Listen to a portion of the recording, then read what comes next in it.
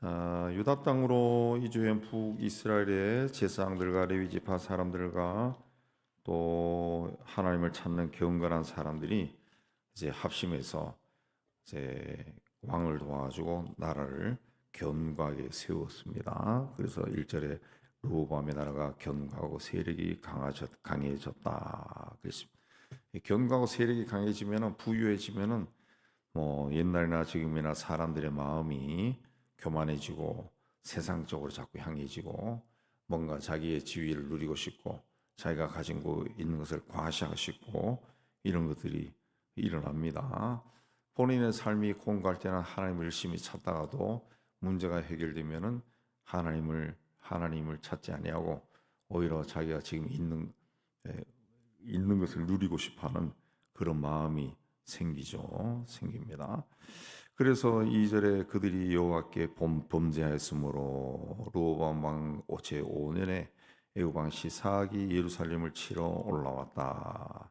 하나님은 하나님의 백성들이 하나님의 말씀에 따라 생활하지 않으면은 하나님이 반드시 정말 하나님이 사랑한다 그러면은 그 사랑하는 자를 한번 매를 듭니다.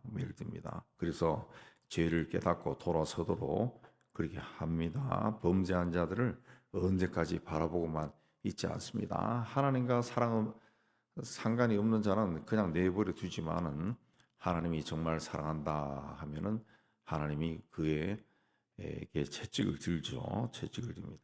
그런 것들이 때로는 육체의 질병이나 또 급작스러운 어려움이나 나아가서는 국가적인 재난으로 임한다라는 것을 성경은 우리에게 증거하고 있고 또 우리 역사들을 보더라도 개인의 삶 속에도 그런 일이 많이 일어납니다. 그렇게 해서 왕이 된 지 5년 때 되었을 때 애굽 왕 시삭이 예루살렘을 치러 왔다. 이 시삭이라는 사람은 그 일반 역사에는 셰숑크 왕으로 그리 나옵니다. 셰숑크는 BC 945년에서 924년까지 이집트의 왕이었던 사람인데 이 사람이 예루살렘을 치러 올라온 사실이 그 카르낙 신전 벽화에 그 기록이 되어 있다고 그리 합니다. 그래서 그때 들어와서 158개 성읍을 점령했다. 그런 것이 기록이 되어 있습니다. 굉장히 큰 전쟁이 일어난 거죠. 그래서 3절에도 보면은 병거가 1200대요 마병이 6만 명이고 그 애굽에서 그와 함께 온 백성들이 헤아릴 수 없이 많더라. 굉장히 큰 전쟁이 일어나서 158개의 도시가 이 애굽 왕의 수중에 들어갔다는 거죠. 이 일이 왜 일어났느냐? 5절에 보면은 하나님의 선지자가 와서 너희가 나를 버렸으므로 나도 너희를 버렸다. 너희가 나를 버렸다라는 것은 버렸다라고 하는 성서의 원 뜻은 추락했다는 겁니다. 죄 가운데로 추락했다 그 뜻입니다. 그냥 하나님을 잘 섬겨서 제사장들도 오고 레위 사람도 오고 경건한 사람들도 북쪽에서 남쪽으로 다 와서 이제 나라가 번성했는데 나라가 번성해지니까 하나님을 버리고 세상적인 즐거움을 막 쫓기 시작했다. 그 뜻이죠. 그 뜻입니다. 그리고 너희가 나를 버렸다. 죄 가운데로 추락하고 그게 좋은 것인 줄 알고 막 하하호호하고 지낸다. 그 뜻이죠. 우리나라도 마찬가지죠. 전쟁을 통해 가지고 북쪽에 있는 경건한 크리스찬들이 남쪽으로 내려와서 남쪽은 방방곡곡에 교회가 다 세워지고 북쪽은 그야말로 공산화가 되어서 교회가 자체가 다 없어져 버렸는데 하나님의 은혜로 이제 오늘날 이렇게 번성했는데 이제 우리나라가 지금 어떻습니까? 죄 가운데로 막 추락하고 있는 거죠. 교회도 안 나오고 교회 다니는 사람들도 자기 자아가 너무 강해서 뭐 교회도 뭐 일도 있고 문제도 있고 그런 것도 있겠지만은 가나안 교인이 생겼다. 가나안이란 말 자체도 그 세상 사람들이 붙여준 겁니다. 재미있게 가나안 안 나가. 예수는 믿지만 교회는 안 나간다는 거죠. 그 교회가 물론 잘못하고 뭐 교회 안에 여러 가지 일도 있고 상처도 받고 그래 했겠지만은 교회를 안 나간다라고 하는 것은 그 중심에 뭐가 있습니까? 자아가 있는 거죠. 자아가 굉장히 강하다는 거죠. 정말 하나님이 두렵고 하나님이 살아계신 걸 믿는다 그러면 교회를 안 나갈 수가 없죠. 안 나갈 수가 없어요. 다른 교회라도 가서 성실하게 신앙생활을 할 수밖에 없죠. 근데 안 나가는 거예요. 아예 안 나간다는 거죠. 안 나간다. 그게 이제 하나님을 버리는 겁니다. 죄 가운데로 추락했다. 죄 가운데로 추락했다. 하나님을 버린 거죠. 이런 우리나라가 이제 뭐 이 K 문화다 그래가지고 뭐 이 세속 사회 속으로 이제 뭐 해외로 막 나가고 뭐 유명한 일도 되고 그렇게 하는데 문화라고 하는 것 자체가 이게 문화 인류학으로도 보면은 우리가 영적으로도 봤을 때도 그러고 이 죄와 항상 함께 가는 겁니다. 먹고 노는 거거든요. 문화로 하는 것이. 문화가 나가면은 거기에서 또 앞에서 자신의 어떤 잘남으로 뭐 소위 연예인이라 그렇게도 할 수 있겠죠. 근데 그런 것들이 꼭 같이 나가요. 같이 나가면서 어떤 사람은 어마어마하게 돈을 벌고 그러면 그게 또 부럽고 뭐 이런 것들이 막 생긴다. 그러니까 결과적으로 나라가 이 서구 사회처럼 몇 백년에 걸쳐서 조금씩 올라가야 이 뿌리가 튼튼하게 되는데 갑자기 확 뒤집어지듯이 막 올라가면은 요새 주가 올라가는 것처럼 막 폭발적으로 올라가면은 이게 나라가 부강해지고 막 모든 백성이 해피해지는 게 아니라 이게 불안한 겁니다. 뭔가 터질 것 같은 그런 불안함, 불안함이 생기고 사회적으로 위화감도 생기고 갈등도 생기고 뭔가 거기에 편성하지 못한 사람들은 가슴에 멍이 들고 한이 생기는 거야. 이런 것들이 어느 순간에 막 터져 나온다고요. 이게 다 이 죄 가운데로 막 들어가는 거예요. 점점 깊이 들어가는 겁니다. 점점 깊이 들어가는 거예요. 하나님은 한 국가나 또 백성들 개개인의 삶을 그런 식으로 인도를 하지 않습니다. 성서 속에서도 그러고 인류 역사 속에서도 그러고 하나님은 항상 차분하게 조금씩 한 걸음 한 걸음 계단 올라가 주시 그렇게 하지 뭔가 확 주고 확 엎어버린 것은 사탄이 하는 거예요. 사탄이 예수님 시험할 때 한순간에 확 보여주고 나한테 저래 한순간에 뭘 확 하고 그건 사탄이 하는 겁니다. 사탄이 하는. 우리 뭐 근대사에도 그런 케이스들이 굉장히 많아요. 굉장히 많습니다. 어쨌든 유다 백성들이 하나님을 경배하지 아니하고 자기 길로 간 겁니다. 자기 길로 간 거예요. 그 자기 길로 가면은 좋죠, 기쁘죠. 왜냐하면 돈도 많이 벌었으니까 인생이 이게 인생이구나, 행복하구나.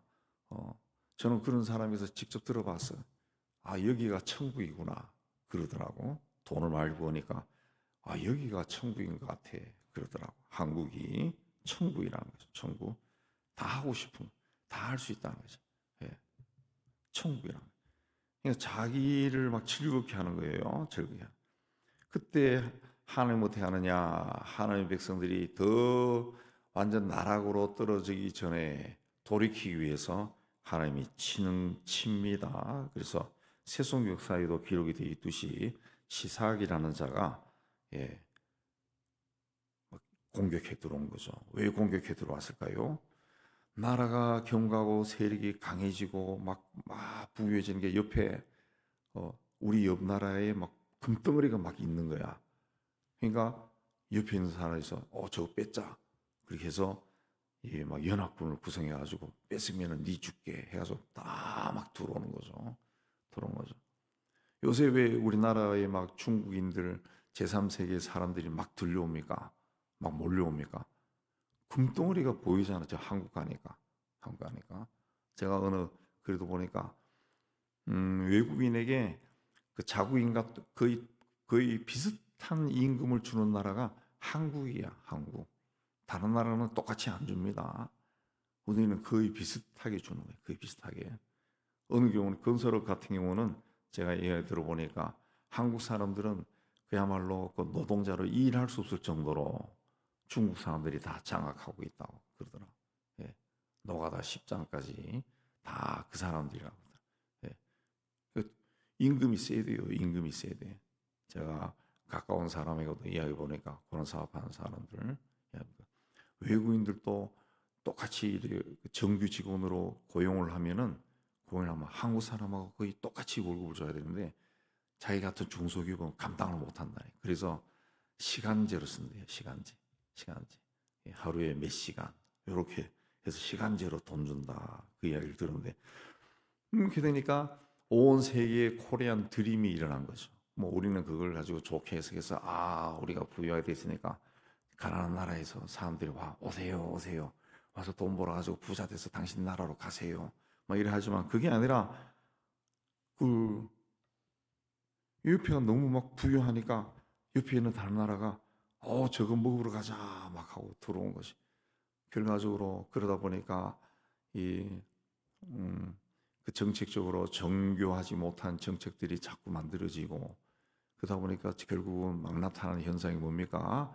우리 청년들이 우리나라 사람들이 직업이 없으신 그런 일이 없으면은 어떻게 하면 청년들을 이 공장으로 직장으로 데리고 갈까 하는 아주 정교한 그 법 정책이 만들어지고 직업이 만들어질 건데 그게 아니죠. 쉬운 방법을 택한 거지. 데리고 와서 쓰는 거 쉬운 방법을 쓰니까 그렇게 되는 거죠.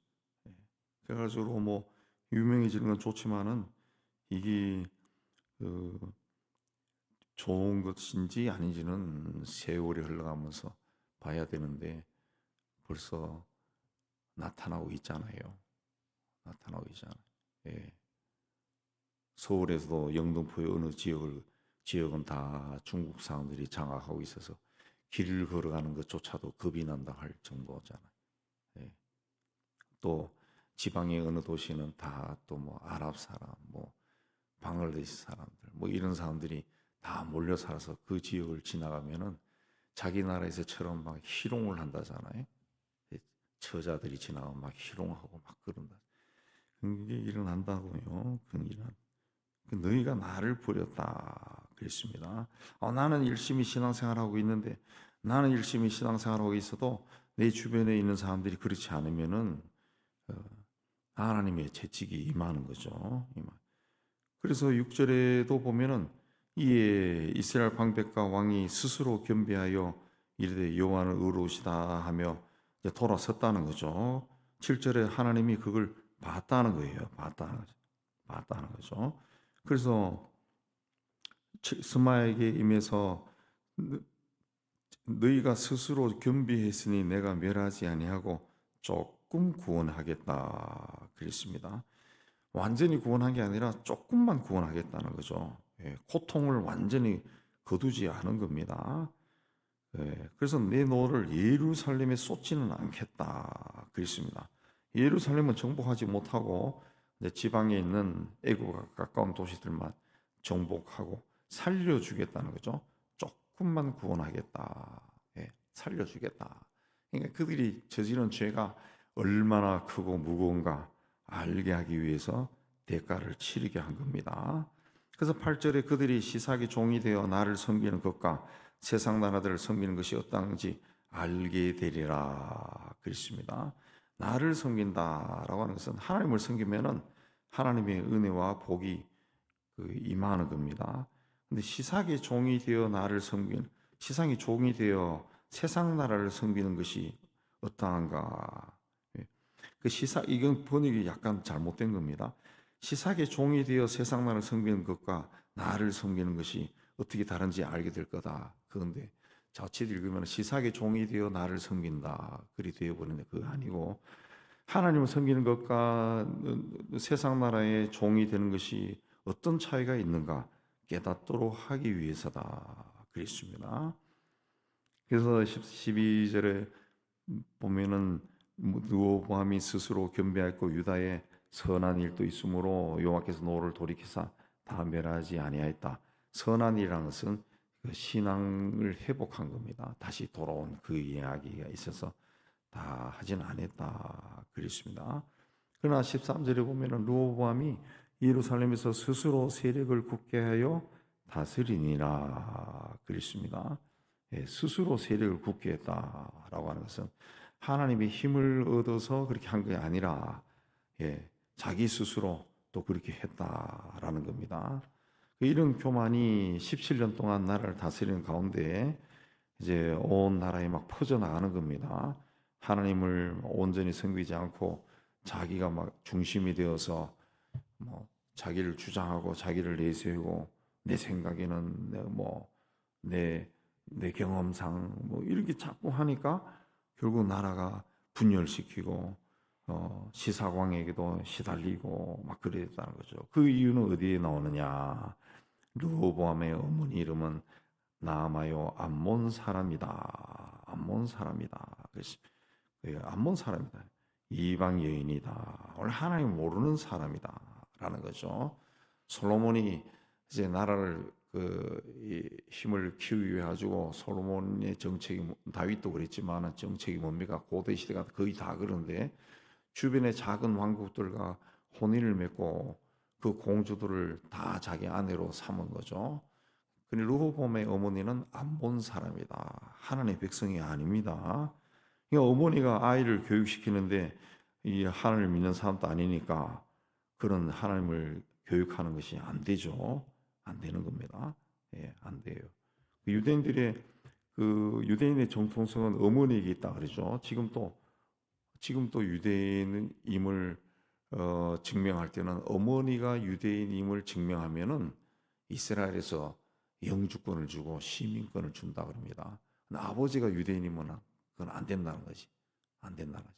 굉장히 까다로운데 엄마가 유대인이면은 뭐 남미에 살던 사람도 이스라엘에 들어갈 수 있고 시민권을 얻기 쉽다 그럽니다. 그 어머니가 아이를 교육시킨다. 이게 유대인들에게는 굉장히 철저한 거죠. 철저한.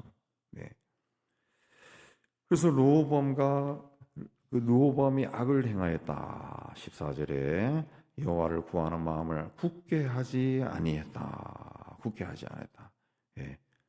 그러니까 그런 한번 혼란을 겪고 난리를 겪었지만은 그래서 아마 주변에 있는 선지자나 제사장이나 이런 사람들이 이거는 하나님이 벌을 주는 겁니다 해서 돌아서고 막 했지만은 예,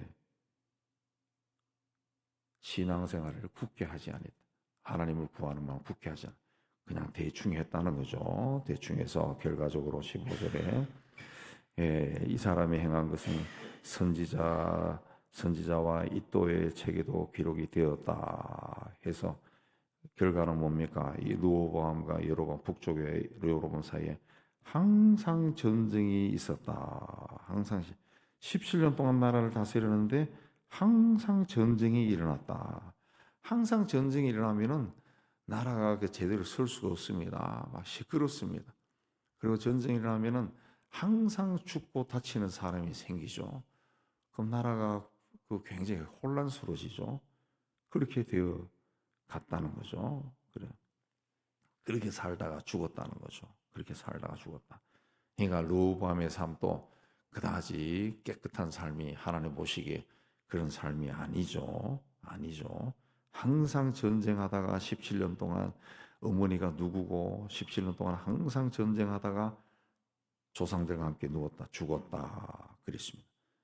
하나님을 우리 유다의 왕들에 대한 그 이야기들이 쭉 계속 나오는데 앞으로 어떤 사람은 그렇지 않습니다. 신실하게 섬기다가